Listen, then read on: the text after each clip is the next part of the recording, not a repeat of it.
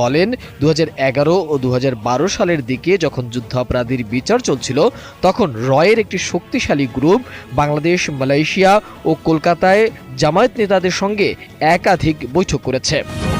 বিএনপির যারা শত্রু, রাজনৈতিক শত্রু, তারা সবসময় জামাতকে তুরুপের তাস হিসেবে ব্যবহার করেছে। এই যে জামাতের নেতাদের যে ফাঁসি, তাদের যে জেল জুলুম, এসবের মূলত আওয়ামী লীগের যে মাস্টার প্ল্যানটা ছিল ২০০৯ সনে, এটা যারা জানেন, বিশেষ করে যারা আইন মন্ত্রণালয়ের ঊর্ধ্বতন কর্মকর্তা ছিলেন এবং অ্যাটর্নি জেনারেল অফিসের যারা গুরুত্বপূর্ণ কর্মকর্তা ছিলেন, তারা সবাই খুব ভালো করে জানেন যে সত্যিকার অর্থে জামাতকে নিয়ে আওয়ামী লীগের মাস্টার প্ল্যান কি ছিল।